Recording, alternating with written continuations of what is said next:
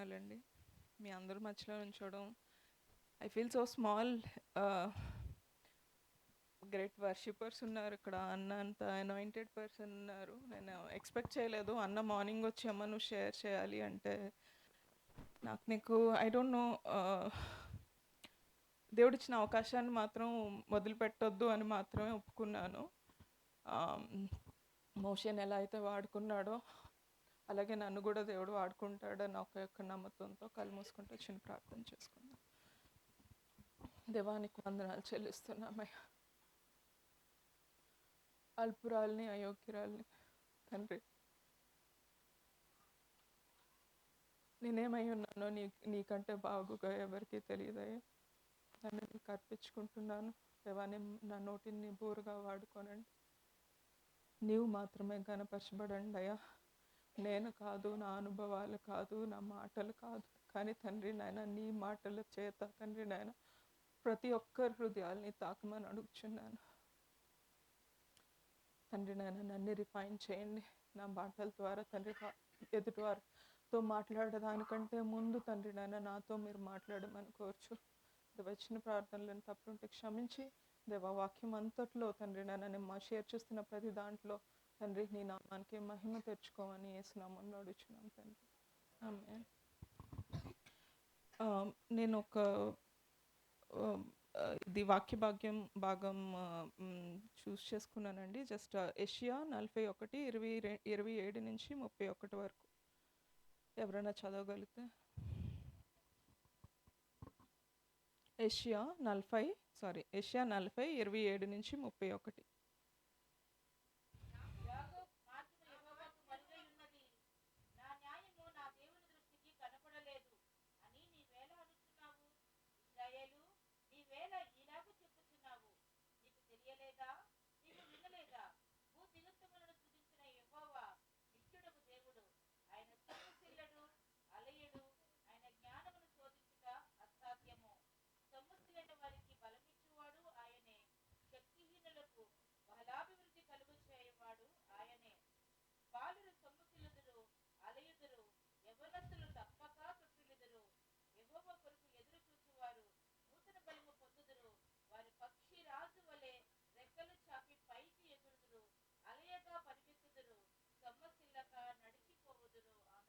ఆమేన్.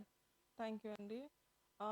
ఇది కాంటెక్స్ట్ చెప్పాలి అంటే యెషయా ఇజ్రాయెల్తో మాట్లాడుతున్న మాటలు.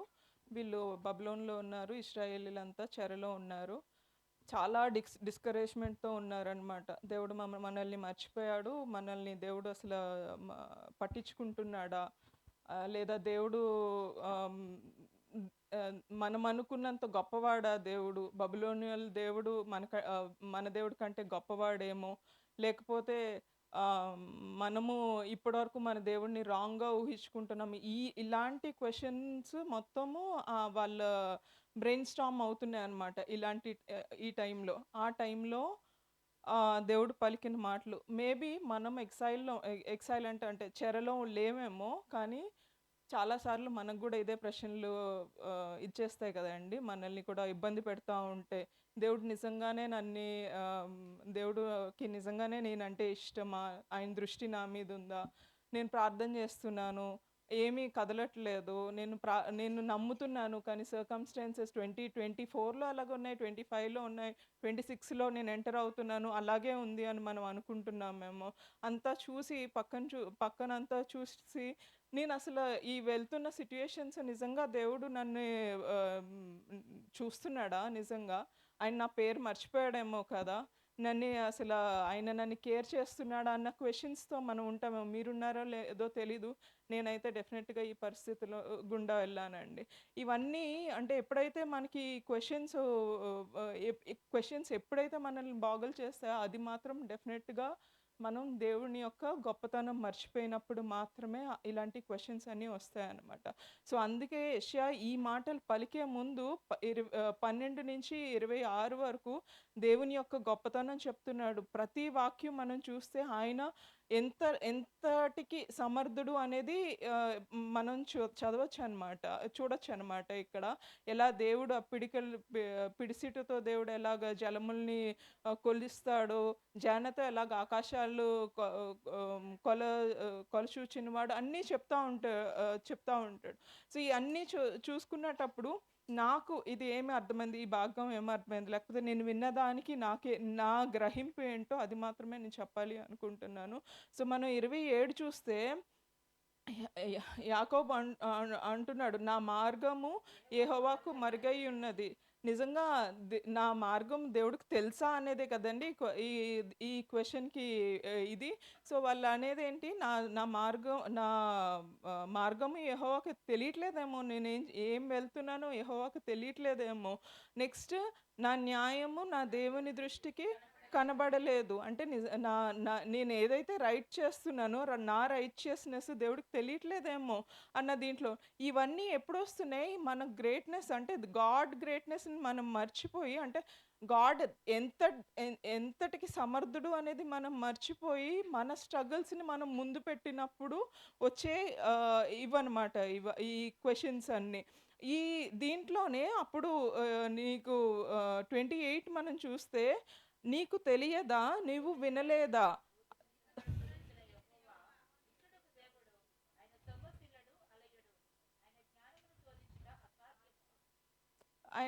ఇక్కడ ఏం చెప్తున్నాడు? "నువ్వు వినలేదా? నువ్వు చూడలేదా?" అనేది చెప్తున్నాడు. అంటే నువ్వు విన్నావు ఆయన గొప్పతనం. నువ్వు ఎరిగున్నావు ఆయన ఏంటో. నీ కన్నులారా నువ్వు చూసావు. ఏంటది నిత్యుడగు దేవుడు కదా! దేవుడెవరు? నిత్యుడగు దేవుడు. భూమి ఆగా భూమి ఆగంతములు సృజించినవాడు. భూదిగంతములు సృజించిన నిత్యుడగు దేవుడు. ఇవన్నీ నీకు తెలుసు కదా! మళ్ళా ఏమంటున్నాడు? ఆయన సొమ్మసిల్లడు, అలయడు. ఆయన ఆయన జ్ఞానము శోధించుట అసాధ్యం. ఇన్ని పాయింట్స్ 5 పాయింట్స్ చెప్తున్నాడు. నువ్వు వినలేదా? నువ్వు కనలేదా? ఆయన నిత్యుడగు తండ్రి, ఆయన భూదిగంతములు సృజించినవాడు, ఆయన అలయడు, సొమ్మసిల్లడు, ఆయన ఆయన జ్ఞానము శోధించుట అసాధ్యం. ఏం చేస్తున్నాడు? యెషయా ఇక్కడ రిమైండ్ చేస్తున్నాడు. ఇవన్నీ నీకు తెలుసు కదా! అనేది రిమైండ్ చేస్తున్నాడు. తన తర్వాతొచ్చినప్పుడు ప్రామిస్ 29 నుంచి 31 వరకు ప్రామిస్ ఉందండి. సొమ్మసిల్లిన వారికి బలమిచ్చువాడు ఆయనే.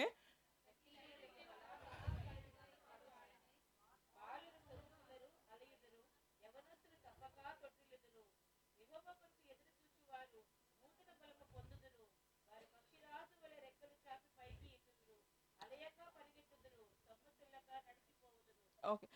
ఫస్ట్ మనం 29-31 చూస్తున్నాం కదండీ! ఇక్కడ ఏమంటున్నాడు? సొమ్మసిల్లిన వారికి బలమిస్తారంట. తర్వాత శక్తిహీనులకి బలాభివృద్ధి కలుగజేస్తారంట. మనం ఇవి చెప్పేటప్పుడు మనకేమని అర్థమవుతుంది? ఈ 27లో ఏదైతే క్వెషన్స్ ఫార్మ్ చేశారో, ఆ క్వెషన్స్‌కి ఆన్సర్ ఇక్కడ తెలిసిపోయింది కదా! నిన్ను ఎరిగియున్నాను. నిన్ను చూచుచున్నాను.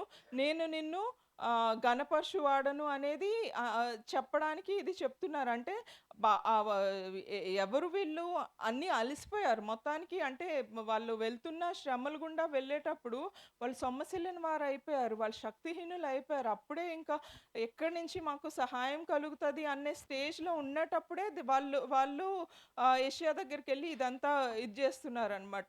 సో, అలా ఉన్నటప్పుడు ఏమర్థమవుతుంది మనకి? ఆయన మన చూచువాడయ్యున్నాడు.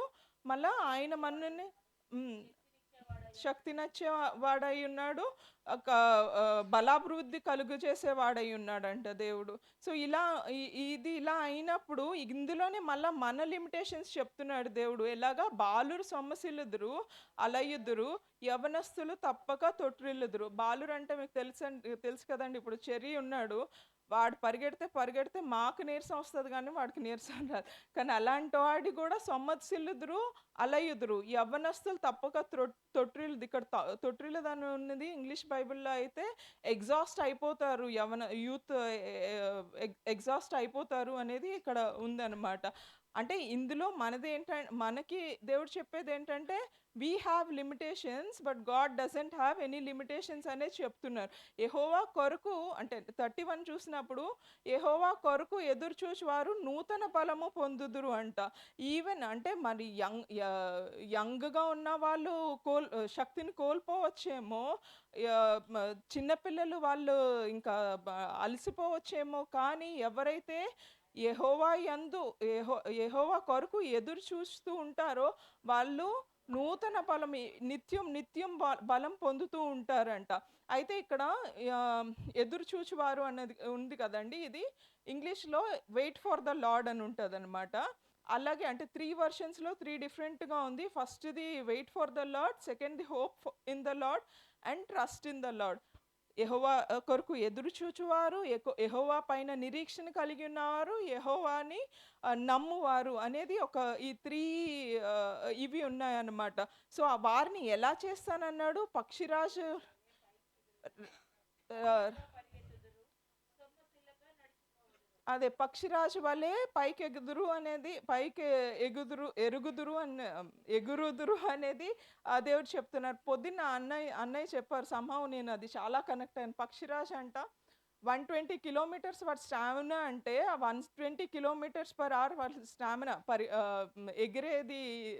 ఎగిరేది అయితే వాడు నెక్స్ట్ స్టార్మ్‌కి ప్రిపేర్ అయితాడని 150కి నేనెళ్ళాలి. దేవా నాకు 150ది పంపించు. 150 కిలోమీటర్స్ పర్ అవర్ స్టార్మ్ పంపించు అని వెయిట్ చేస్తాడంట. మనం నిజంగా మన జీవితాల్లో అలా ఉండగలుగుతాం. ఒక చిన్న సమస్య నాకైతే నేను మిమ్మల్ని ఎవరిని పోల్చుకోవట్లేదు. నేను ముందే చెప్పాను. నేను చాలా చిన్నదాన్ని మీ అందరితో కంపేర్ చేస్తే. భక్తి విషయంలో మేబీ ఏజ్ విషయంలో కాకపోవచ్చు. కానీ భక్తి విషయంలో చాలా చిన్నదాన్ని. కానీ నాకు చిన్న శ్రమొస్తే అది నాకు చాలా పెద్ద దానిలాగా భూతద్దంలో పెట్టి దాన్ని ఇది చేసేస్తానేమో.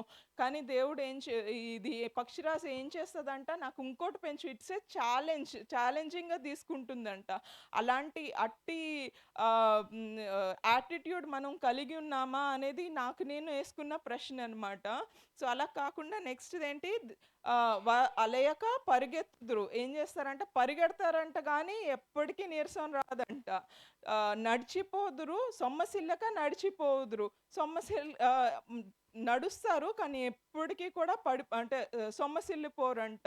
మరి దేవుని విషయంలో మనము అంటే నాకు తెలిసి 3 విషయాలు మాత్రం నేను తీసుకున్నది ఔట్ ఆఫ్ దిస్ థింగ్. దేవుని పైన దేవుణ్ణి ఎదురు చూస్తూ దేవుని కొరకు ఎదురు చూస్తూ ఉండాలి. దేవుని పైన నిరీక్షణ కలిగి ఉండాలి.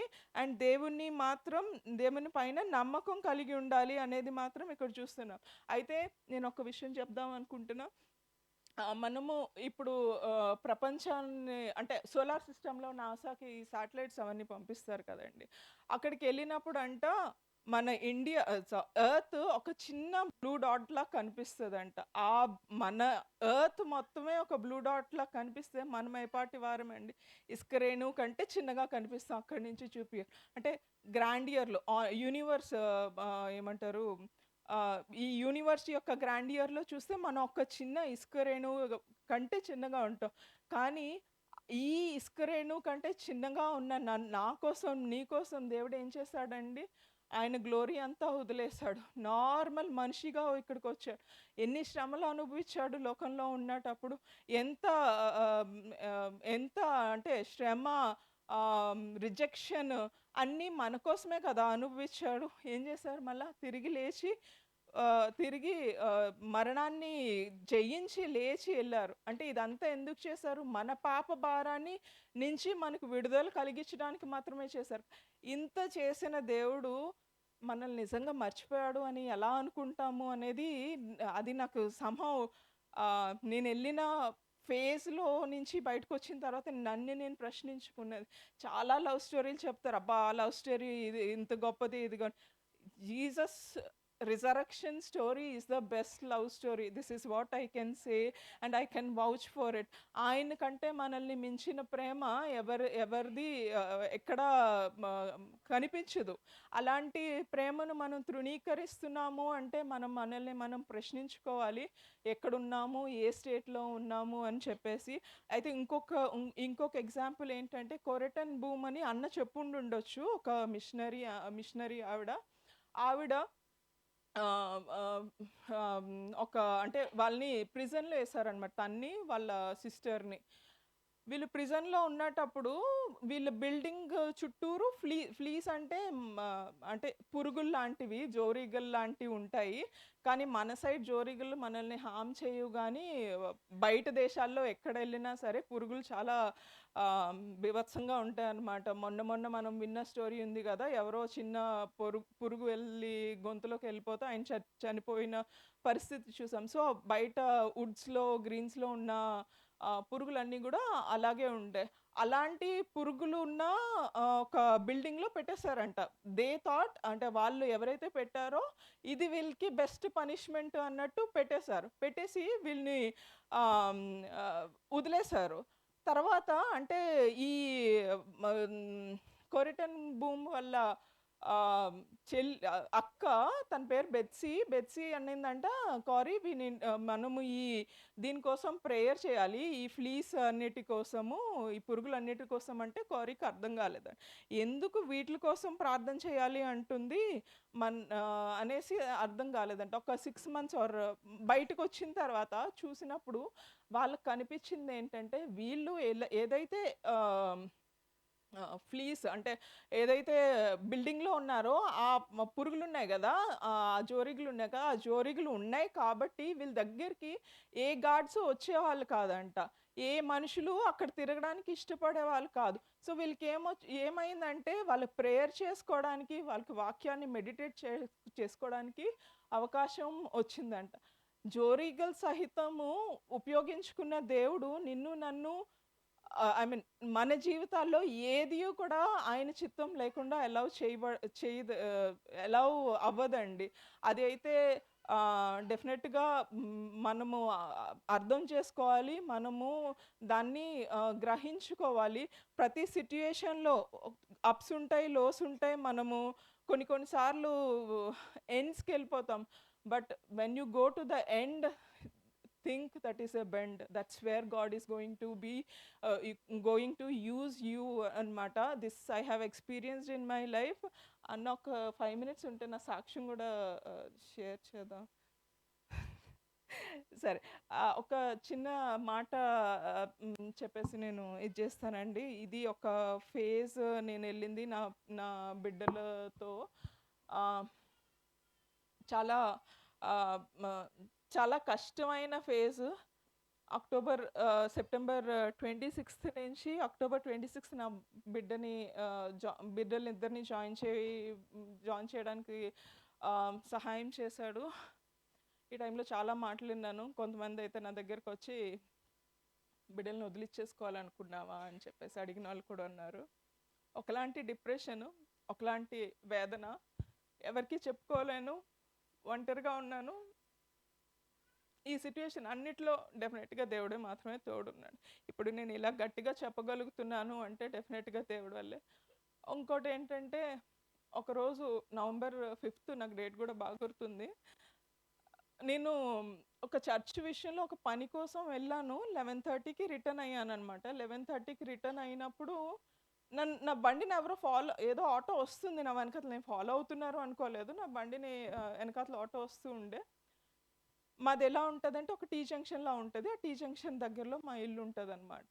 సో, ఇక్కడికొచ్చారంటే లెఫ్ట్, రైట్ ఎళ్ళాలి. అలాంటిది ఆ జంక్షన్‌కొచ్చిన తర్వాత ఆటో ఆగిపోయింది.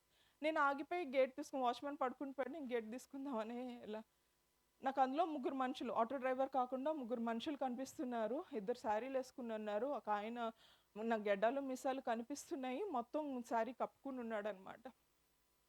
అక్కడికొచ్చి ఆగిపోయారు. నేను దిగి నేను చూస్తున్నాననమాట. ఎందుకిక్కడ ఇలా ఆగారు అనే టైంలో వాళ్ళు పుష్ చేసుకుంటున్నారు. ఒక్కొక్కళ్ళు పుష్ చేసుకుంటున్నారు గానీ ఎవరు దిగలేరు. అక్కడికి వరకు వచ్చిన auto వెనక్కెళ్ళిపోయింది.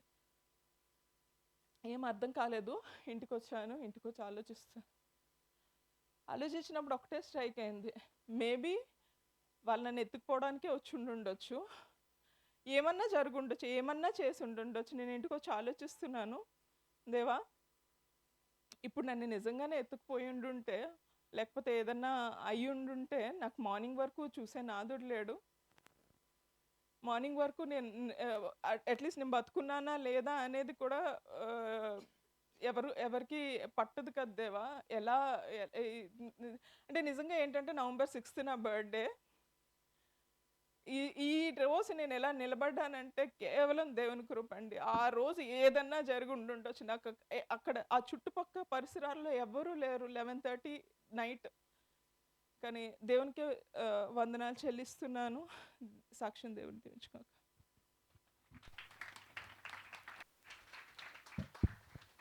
Praise the Lord. Hallelujah. బిగ్గరగా స్తోత్రం చెప్దామా?